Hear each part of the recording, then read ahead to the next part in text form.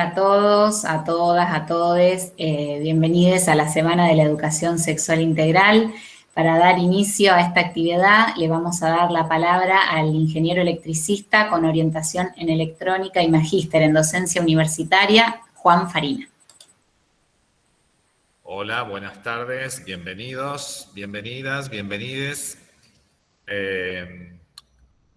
Una cosa importante que me parece a tener en cuenta es que respecto de lo que se va a hablar hoy en esta charla y que se viene trabajando de hace tiempo, es que el Poli es una institución educativa que tiene una larga tradición en educación sexual. Y como nosotros bien lo pusimos en nuestra campaña, y también forma parte del proyecto educativo institucional, ¿no? Desde la gestión lo que queremos hacer es lograr, digamos, lo que se dice ahí y que forma parte de ese proyecto, que es la transversalización de la educación sexual integral, tanto en el nivel medio como en el nivel superior. ¿Por qué esto? Bueno, porque estamos convencidos, es decir, tenemos la convicción de que es fundamental valorar lo que se venía trabajando, lo que se viene trabajando y lo que se irá trabajando en la institución. Y bueno, y en ese sentido, el compartirlo lo hace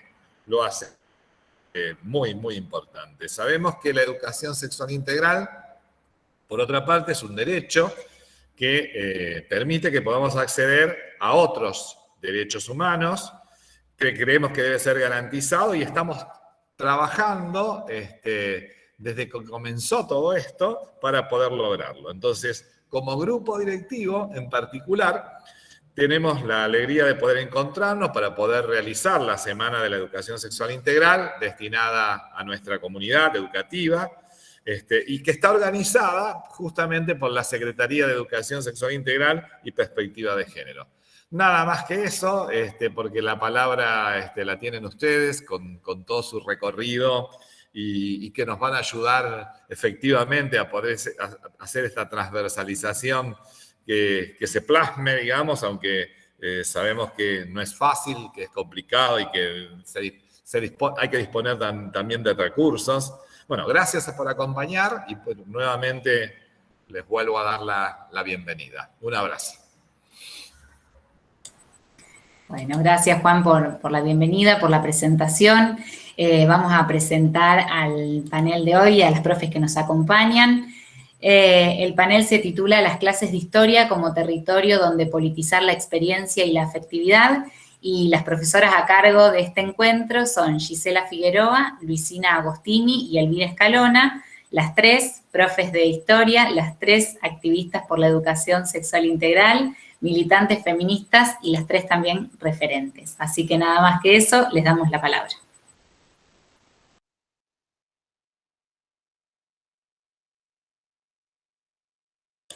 Fíjate, Elvira, que está silenciada.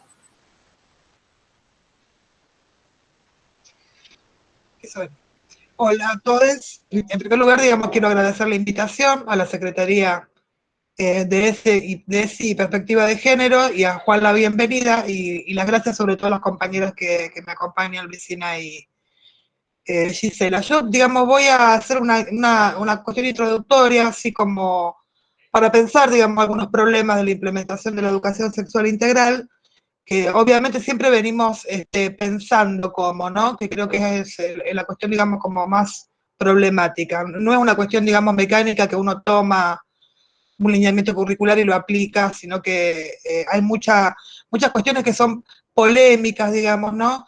Y que también tiene que ver con revisar un poco la formación docente que tiene cada uno, que ha ido, o cada una, que ha ido adquiriendo a lo largo del tiempo. Bueno, yo obviamente que tomo como referencia que la ESI es marco normativo, es una ley, digamos, nacional, que es de aplicación obligatoria en la educación desde el nivel inicial hasta el terciario de formación docente, que no alcanzaba a las universidades, o no alcanza a las universidades, porque las universidades, por una cuestión, digamos, de autonomía, recordemos que nuestro instituto es una escuela de la universidad, podían, digamos, decidir si la incorporaban o no. el Consejo Superior de la UNR dictó una resolución, digamos, no hace mucho tiempo, en que la hace obligatoria en todos los niveles, tanto en el pregrado como en el grado. Y bueno, y en eso, digamos, estamos trabajando. Y también rescato lo que decía Juan, que yo siempre lo digo, que nuestra escuela es una escuela piloto. En realidad todas las escuelas de la universidad son escuelas piloto.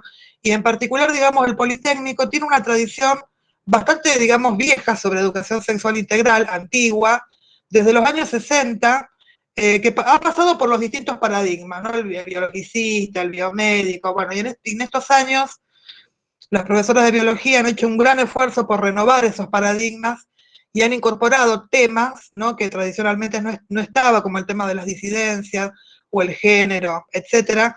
Total, eso se da en primer año, total que cuando llegan los alumnos a cuarto o a quinto o segundo, lo que sea, los conceptos los manejan, ¿no? Tienen un manejo de los conceptos donde no hay necesidad de explicar todo desde cero, ¿no?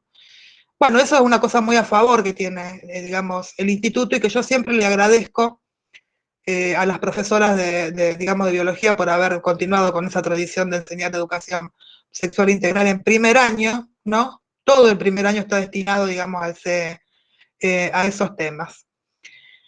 Bueno, entonces yo me quería ocupar un poquito de plantear algunas cuestiones problemáticas en torno a qué se entiende por transversalidad, digamos, del enfoque de la ESI, porque justamente en los lineamientos curriculares que se aprobaron en el año 2008 y quedaron ya un poquito viejitos, digamos, el enfoque que se propone es un enfoque transversal.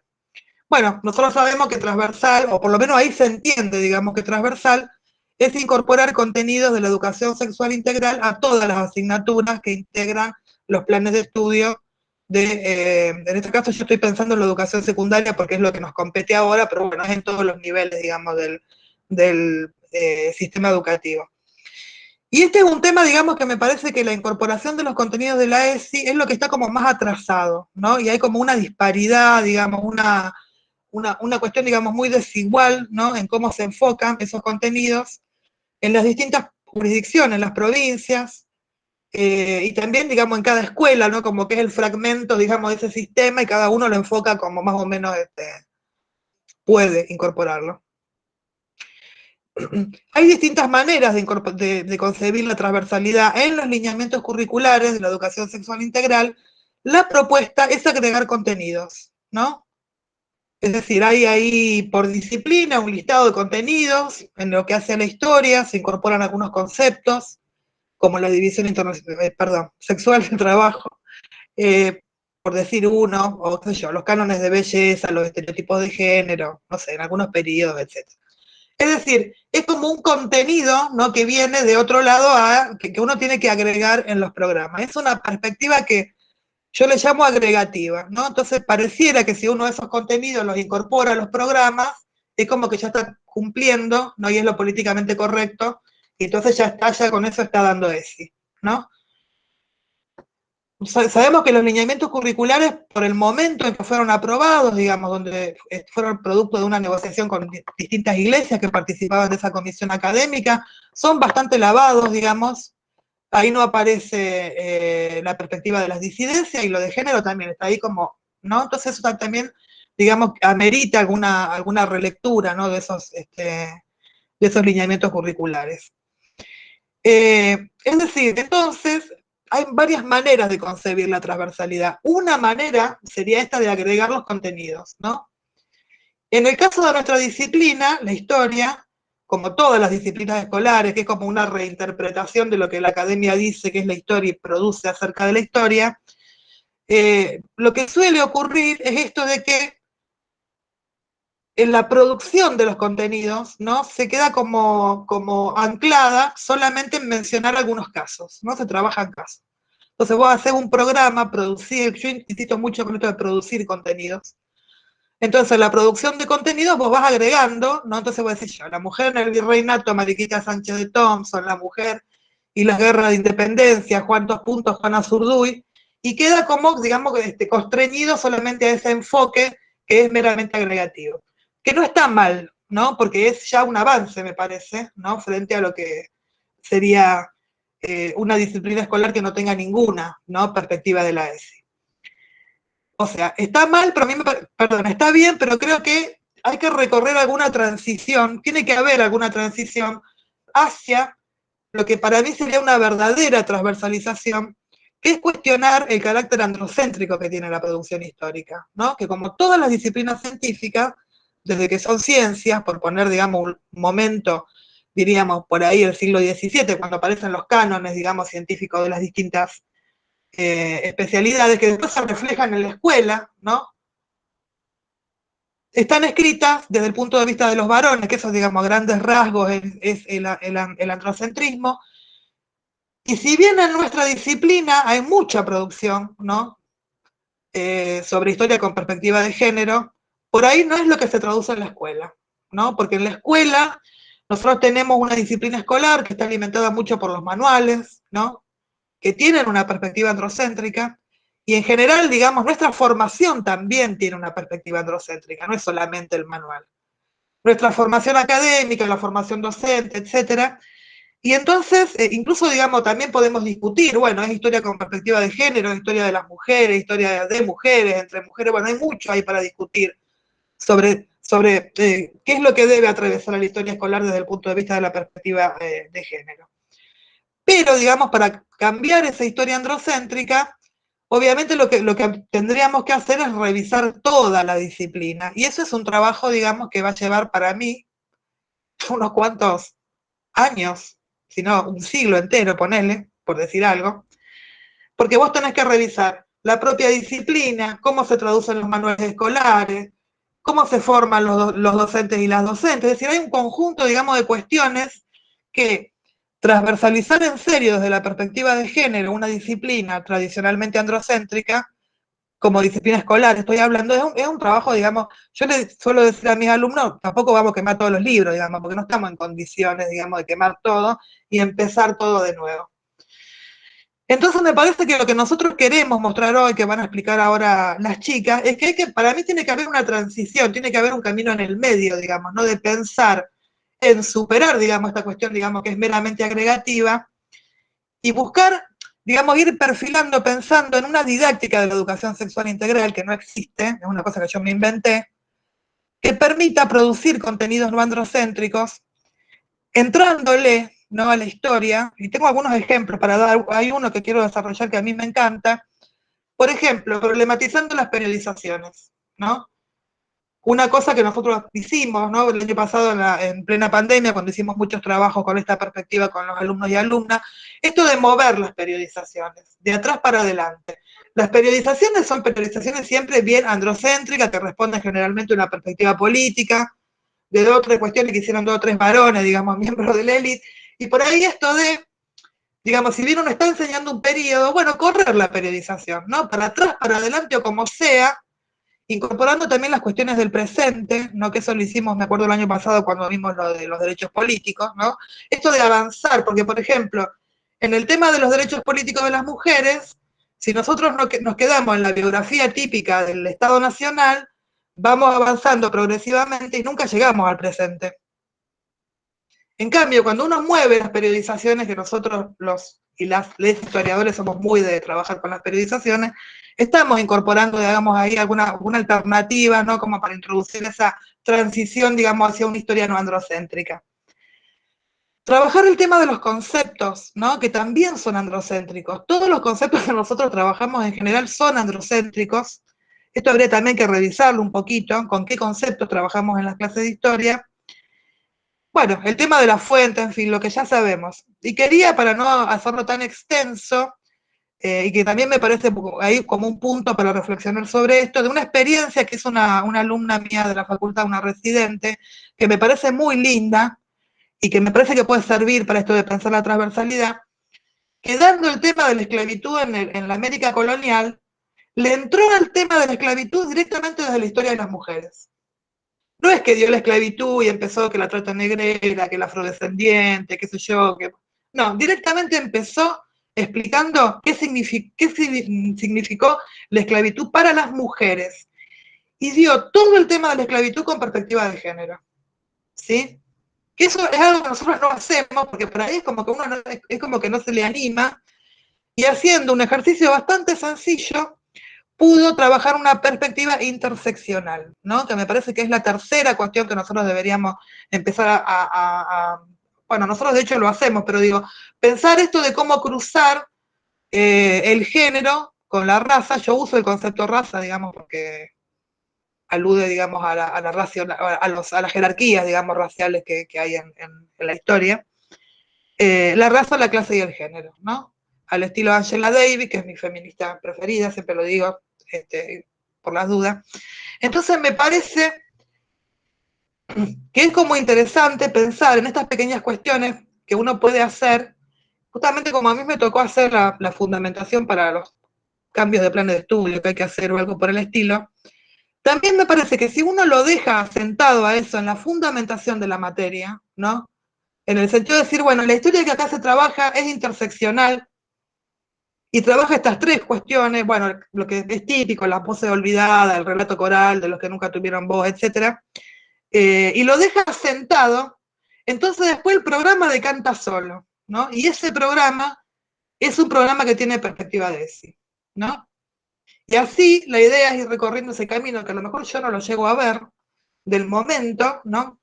A lo mejor no, creo que no lo voy a ver. El momento en que se enseña, digamos, una historia con perspectiva no androcéntrica, con perspectiva de género. Bueno, y los trabajos que van a presentar mis compañeras tienen que ver un poco con esto, digamos, de ir explorando, ¿no? las maneras en las que uno introduce esa producción de contenido, esa didáctica y le va dando como cauce, porque acá también es cuestión de explorar y, ¿no? y practicar y jugar un poco al ensayo y al error. Y me parece interesante lo que ellas van a mostrar, porque también llega un momento que si uno va a la clase de historia a repetir siempre lo mismo, a los alumnos se les satura el cerebro y ya lo saben. Uno puede estar diciendo siempre, uy, esto es androcéntrico, esto acá nos falta la voz de las mujeres. Bueno, también hay que buscar maneras un poco creativas, ¿no? De llevar esa perspectiva del aula, que creo que es lo que van a mostrar las compañeras a partir de este momento. Bueno, muchas gracias. Bueno, buenas tardes. Voy a comenzar proyectando pantalla.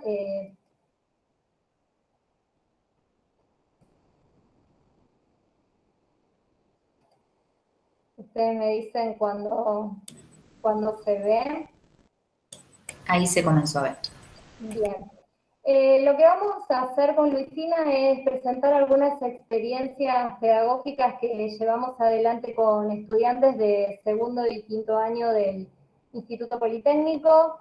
En ese sentido, bueno, tomamos como premisa dos cuestiones, la idea de que lo personal es político y que toda educación es sexual. Sabemos que en toda práctica educativa se transmiten mensajes de género, entonces, bueno, de alguna manera estas dos cuestiones funcionan como ejes de las propuestas pedagógicas que llevamos adelante, justamente porque, bueno, apuntamos a poner en cuestión los condicionantes sociales y culturales de la construcción de la sexualidad en diferentes momentos históricos. Y en ese sentido, digamos, sumando lo que ya Elvira estuvo exponiendo, avanzamos justamente en construir un proyecto donde la perspectiva de género y sexualidades permitan historizar las posiciones de poder en donde se producen los cuerpos, y justamente estos cuerpos pensarlos como atravesados por múltiples marcas identitarias como la clase, el sexo, género, el color de piel, esto que Elvira se refería como la interseccionalidad.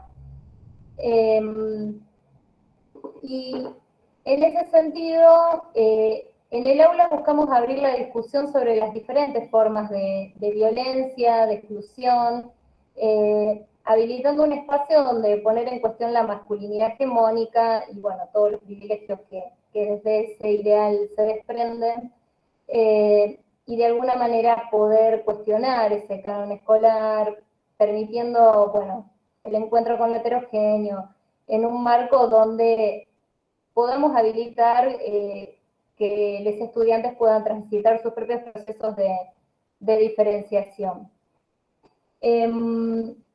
Los contenidos escolares justamente tienen que ser sometidos a un proceso de reconfiguración y ser bastante flexibles, ¿no? Justamente para poder, bueno, poder llevar adelante este tipo de prácticas donde los objetos de enseñanza de la disciplina, en este caso la historia, se construyen desde un enfoque de género y de derechos. Yo acá presento una actividad que fue en realidad un trabajo integrador de primer cuatrimestre, el cuatrimestre pasado con estudiantes de segundo año, donde entre otras actividades se trabajó el recorrido que hizo María Remedios del Valle, una mujer que participó en las guerras de la independencia y bueno, al regresar a Buenos Aires no fue reconocida por su desempeño y tuvo que vender pastelitos y pedir limosna para poder sobrevivir, ¿no? Ahí pensando esta figura desde una perspectiva interseccional, entendiendo justamente que los orígenes de la dominación no tienen una sola dimensión y bueno, se articulan distintas formas de opresión a él. Entonces, bueno, la idea era compartir algunas reflexiones de los estudiantes que están acá escritas y que yo voy a compartir las voces de ellas y de ellos. María Remedios del Valle, a pesar de que tuvo una valiosa participación en las guerras de independencia, terminó pidiendo limosna y vendiendo pastelitos. Esto realmente fue muy injusto, pero debido a la época en la que ella vivía, no le quedó otra opción. Con esta actividad aprendimos que las mujeres que realizaban esta clase de actos tan honorables no las recompensaban como debían por el simple hecho de que eran de un género que se pensaba que era inferior. Por otro lado, aprendimos que esto no se debería volver a repetir y que todos, seamos quienes seamos, debemos ser valorados justamente por nuestros actos. Plantear estas cuestiones sobre mujeres y varones en la historia argentina es muy importante, ya que así nosotros, como la nueva generación, podremos construir una sociedad más justa e igualitaria. En otras materias como biología en primer año o en el centro de estudiantes, la Secretaría de Género y Disidencias, pensamos también sobre esta temática referida al género. María Remedios del Valle, a pesar de que tuvo una valiosa participación en las guerras de Indochina, aprendimos que esto no es... Bueno, ahí se colgó la... Ahí está. Bueno, acá hay otra de las producciones de los estudiantes. Justamente nosotros invitamos, bueno, a hacer una reflexión que tenía que ver con la lectura que hacían sobre, en este caso, María Remedios del Valle, y también poder hablar de qué habían aprendido con esta actividad, también si estas cuestiones ya las habían trabajado en otros espacios y demás, por eso mencionan, digamos, haber abordado esta temática en biología, justamente. Soy Lourdes Meadows y mi opinión sobre la vida que tuvo María Remedios del Valle es que a pesar de su participación, tanto como enfermera o militar, es que tuvo muy poco reconocimiento, ya sea en su momento como el día de hoy. No solo que por ser mujer ella no tuvo este reconocimiento por las cosas importantes que hizo, sino que era tratada como mentirosa y, por ejemplo, tuvo que someterse por esto a 9 días de azotes públicos. Yo creo que es muy importante alzar nuestra voz y pedir más reconocimiento por el papel que tomaron las mujeres, ya sea desde cuidar a los niños hasta ser militar o trabajar en enfermería, etc. Porque esos trabajos fueron hechos solamente por mujeres sin ser reconocidos como tal.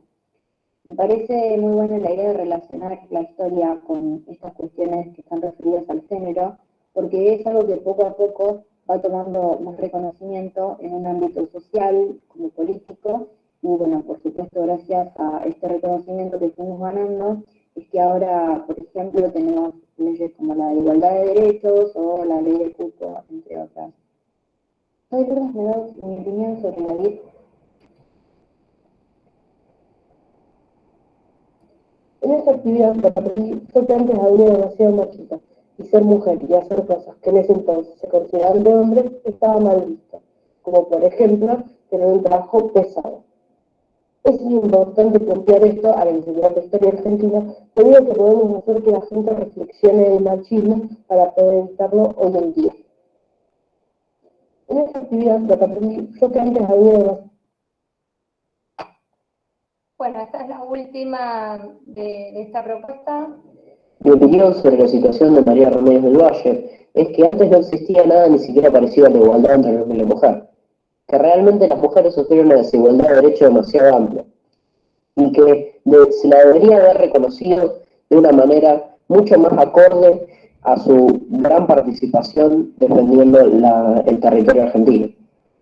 De esta actividad aprendí que la igualdad de derechos entre géneros es importantísima para tener una sociedad más justa e igualitaria.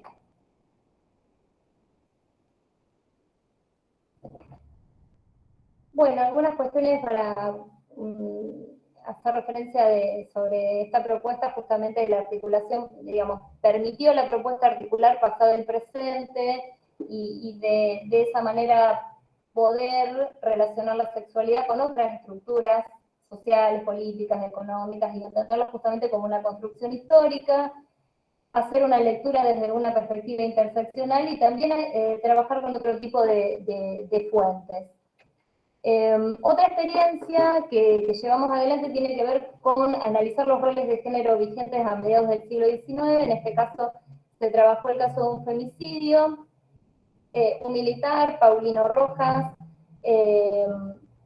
fue culpado de haber asesinado a su esposa y lo someten a un juicio, que termina ese juicio resolviéndose de una manera muy beneficiosa para él. Justamente la víctima fue acusada, digamos, fue atenuada la pena por considerar a la víctima infiel, y entonces después, inclusive, Juan Manuel de Rosas exonera a este militar. Entonces, bueno, también se llevó adelante la propuesta y acá están para compartir un poco las producciones de los estudiantes. Justamente la idea era trabajar y mostrar la forma en que opera la violencia institucional del aparato jurídico, en tanto que desconoce la desigualdad de género y apela a una supuesta igualdad jurídica. Entonces, bueno, pusimos en cuestión estas cuestiones y acá hay algunas, bueno, acá les comparto justamente el decreto donde Rosas exonera a este militar, que fue un material que se trabajó en la clase, justamente incorporando, digamos, otro tipo de fuentes, que muchas veces esto en los manuales no aparece, y bueno, acá hay algunas reflexiones de los estudiantes. Ni hablar de la misoginia que existía en la época, donde se tenía por hecho que el hombre era mejor que la mujer, por lo que no se le da importancia a este tipo de casos, y la justicia solía ponerse a favor del hombre, que sigue sucediendo. En el contexto sociopolítico que se vivía en esa época, donde la figura del hombre parecía estar sobre todo y las mujeres no tenían un papel importante, políticamente Rosas eligió la figura de Rojas por conveniencia, ya que Rojas es un hombre militar de alto rango que le serviría en su imagen política. Ni hablar de la misoginia.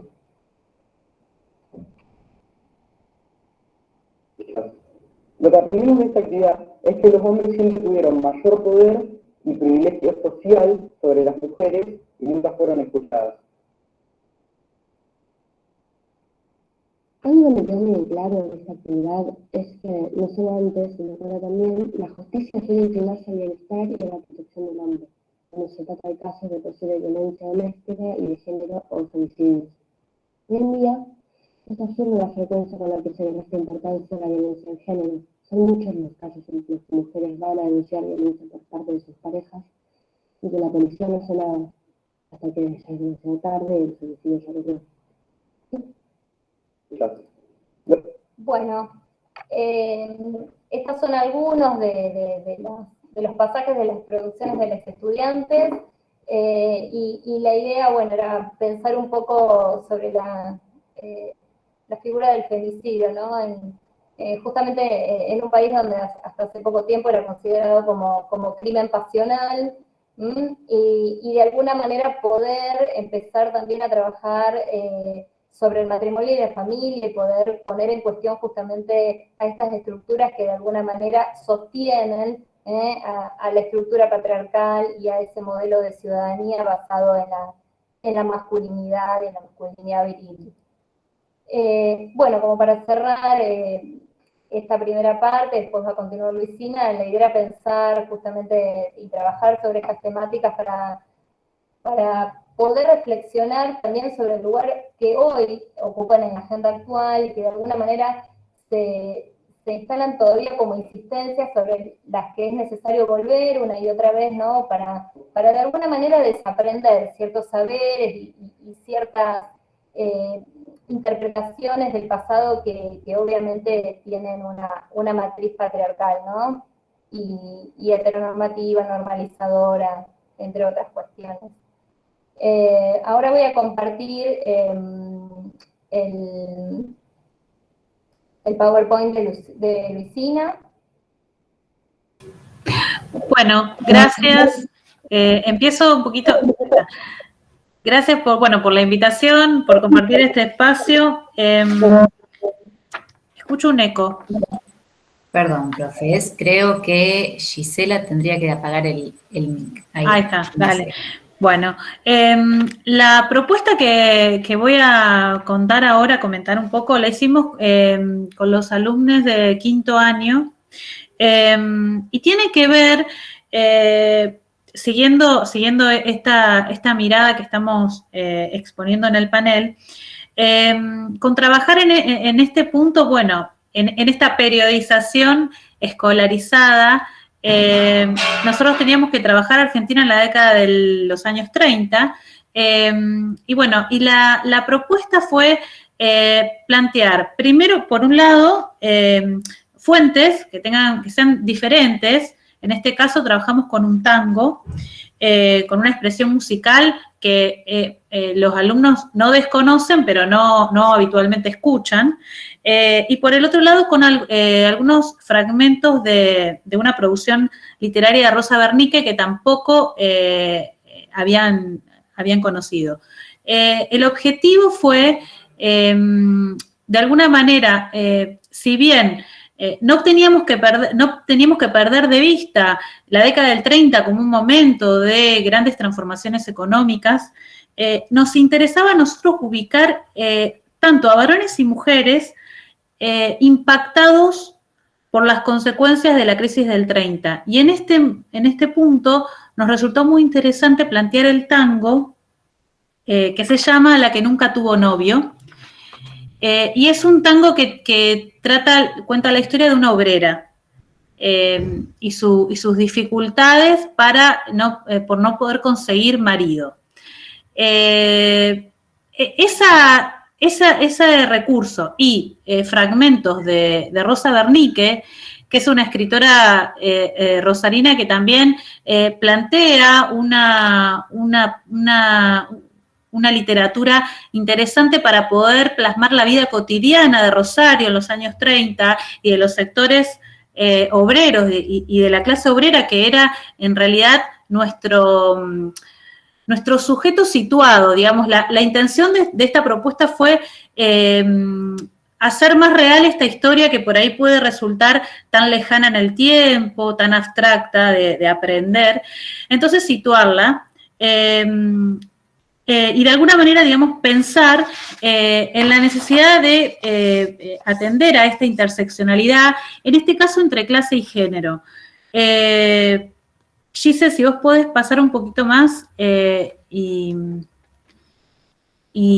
en la segunda diapositiva, y poder pensar que la perspectiva de género desde el abordaje de lo social en una clave que nos permita visibilizar problemáticas, en este caso de las mujeres, y en este caso de las mujeres y obreras. En este contexto también a los alumnos les sorprendió la existencia de mujeres trabajadoras y de las dificultades de su trabajo, porque estaban acostumbrados justamente a este discurso androcéntrico, donde el varón y los varones son los varones proveedores del hogar, entonces aparece la mujer como rompiendo estos estereotipos. Y lo que les propusimos a los alumnos, y esto es el resultado más interesante, creo, o también porque uno se pone en el lugar de ellas para poder producir, que produzcan una segunda parte del tango. Y la verdad que fue una cosa sorprendente. Vamos a ver si podemos escuchar. Ellos, acá aparece este grupo que está leyendo su tango.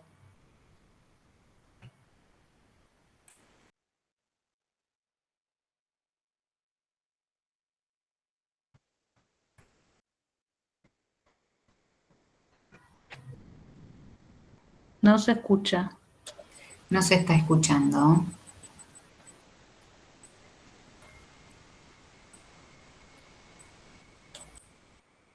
No se está escuchando, yo lo estoy escuchando, pero ¿no se está escuchando? No, no sale el sonido en la reproducción. Bueno, no importa, lo leo entonces. Total, esto se puede editar. Bueno, los alumnos escribieron, y aquella mujer triste y desolada un día se transformó, se enfocó en sus ojos y sus metas, y entonces su trabajo mejoró. Tuvo vacaciones y se jubiló. Cambió su pensar y su actitud, dejó de lado la eterna espera y tristeza.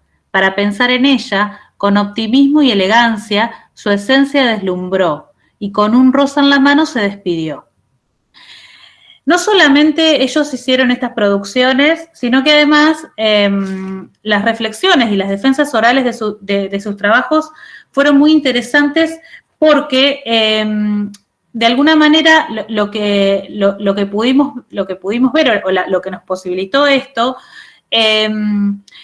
es indagar en estereotipos de género como una puerta de entrada para las distintas maneras en que se pensó la construcción de la masculinidad y de la feminidad en la historia. La obrera que nunca tuvo novio nos permite plantear diferentes problemas sociales, como por ejemplo los mandatos sociales sobre lo que se esperaba que haga la mujer pobre y trabajadora. Gise, si podés pasar, ahí está, leo este, pero sus compañeras oyeron su grito cantado y de él entonaron un himno honrado. Mas su memoria mantienen y de ella recuerdan la paloma que murió ahogada por una gran pena incomprendida, disfrazada de desamor, ignorando el sufrir que tejía bajo su piel. Hermana obrera, por ti hoy paramos y no quedaremos en ahogados reclamos. Recuperamos la fuerza que se nos fue quitada y de a poco volveremos a luchar acompañadas. Particularmente, esta segunda parte del tango que Catalina Molinengo, Ana Fedele, María Victoria Saumel e Isabela Chiarito de Quinto TCO escribieron, también podemos ver que se ven interpelados, o sea, pensar al sujeto alumne, interpelado por ese presente, en un contexto donde estábamos también haciendo referencia al 8M, pudieron pensar o repensar un reclamo de acompañamiento, de sororidad que podrían estar planteando otras trabajadoras obreras apoyando el mal paso de esta obrera, pero no porque no haya conseguido novio, sino porque el mandato era lo injusto, el mandato de que la mujer tenía que tener un varón proveedor y que si no estaba bien vista en la sociedad de la época, es algo que genera una reflexión y que por eso por ahí nos permite plantear cambios y continuidades e interpelarnos a nosotros mismos desde este lado de la historia para ver cómo aquellas mujeres en el pasado pueden haber vivido y tomado decisiones personales. Quisiera, Gise, si podés pasar a la otra y ver si se puede escuchar alguna reflexión. A ver, leo este. ¿Probamos de nuevo? ¿Quieren que probemos? Dale, a ver si este se puede. El corazón de la obrerita superó al vestido. Ya no espera más, ya no baila estallando, ya que ahora su amiga aspira a más que un su vestido. Se liberó y ahora vela por sí misma, saliendo a reclamar. Tiene el anhelo de un hombre, ella feliz se preserva, siendo ella con su trabajo y con su felicidad. Bien, bueno, esta es otra producción. El corazón de la obrerita superó al vestido, me pareció una expresión muy, muy interesante y que supone también que los alumnos puedan aplicar otro tipo de habilidades, que a uno le parece que porque están en historia no pueden tener una habilidad para poder escribir una canción. Y entonces me parece que eso también es, digamos, fomentar otro tipo de expresión que permita resolver una consigna y que, digamos, permita resolver una actividad propuesta y que pueda ser lo más creativo posible también. Gise, si querés podemos pasar a una reflexión final de los chicos. Fíjate alguna... déjalo ahí, eso que quería, digo algo más y ya... Ahí, a ver, dale. Si bien es lo que se esperaba de ellas. ¿No nos parece que el destino obligado de las mujeres sea casarse, si bien es lo que se esperaba de ellas? En esta actividad, y también durante el cuatrimestre, pudimos conocer diferentes mujeres obreras, las cuales no necesariamente cumplían con este mandato social. Algo que nos gustaría destacar en este cargo es que no es necesario que lleve por un hombre, un vestido de novia o una vida esperada para una mujer. Este es un problema que siempre estuvo y que le falta bastante para poder ser reeducado del pensamiento de nuestra sociedad.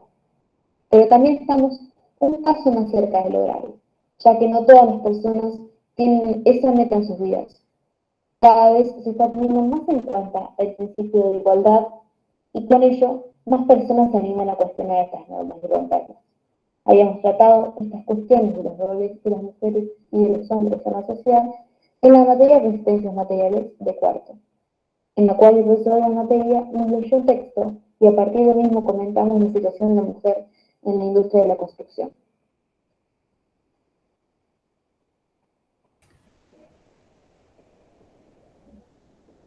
En nuestra opinión, el destino de cada mujer no es el de estudiar lo básico para ser una buena esposa y ama de casa, y pasar toda su vida como madre y esposa. Nosotros pensamos que cada mujer puede y tiene el derecho a aspirar a hacer lo que ella quiere en la vida, a estudiar y volverse profesional, a cumplir sus sueños, a viajar, incluso enamorarse y formar una familia si es que ella así lo quiere. En cuanto a lo que pudimos aprender haciendo esta actividad fue saber un poco más sobre la historia de cómo era la vida tantos años atrás, cómo había conflicto de clases y cómo la mujer, fuera de la clase que fuera, aspiraba a lo mismo. Así vemos lo bueno y lo importante de lo de hoy en día, que como mujeres podemos hacer muchas más cosas, con igualdad de derechos y aspiraciones respecto a los hombres, y cómo vivimos una realidad tan diferente a la que era en nuestro pasado, siendo todos iguales como personas. Por todo esto es que nos pareció importante que se plantearan las problemáticas de las mujeres y los hombres de la sociedad argentina en nuestro pasado. En otras materias hemos hablado sobre estas cuestiones, como por ejemplo formación ética, que hablamos de cómo las mujeres antes no tenían el derecho a votar, no tenían el derecho al voto para elegir a sus representantes de su propio país, y cómo ahora esto ha cambiado. Aún así, creemos que la historia es donde más hemos tratado los temas a lo largo de los años de nuestra historia.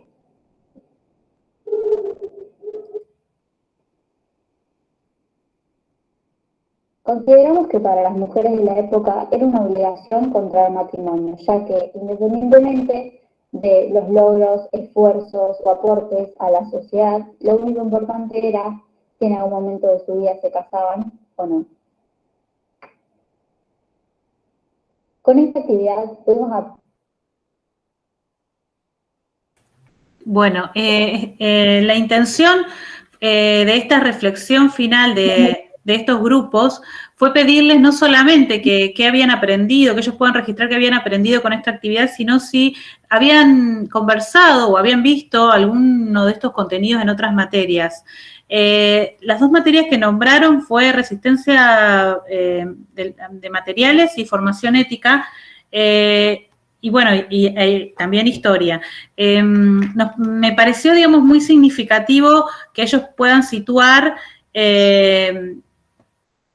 unos temas que parecería ser que están en la agenda educativa. Lo interesante también fue que ellos puedan pensar que la historia que les proponemos, que les vamos a proponer, que les hemos propuesto el año pasado, que les vamos a proponer de aquí, espero que por mucho tiempo más, sea definitivamente poder abonar en un cambio de paradigma y que el aula se convierta, digamos, en un espacio para poder justamente pensar que la educación es sexual y que bueno, que humildemente y con los recursos que sabemos que existen y que también podemos producir, queremos que ellos también puedan producir materiales y producir relatos y narrativas en donde dejen en claro reflexiones que los interpelen como sujetos como alumnos, pero también como ciudadanos,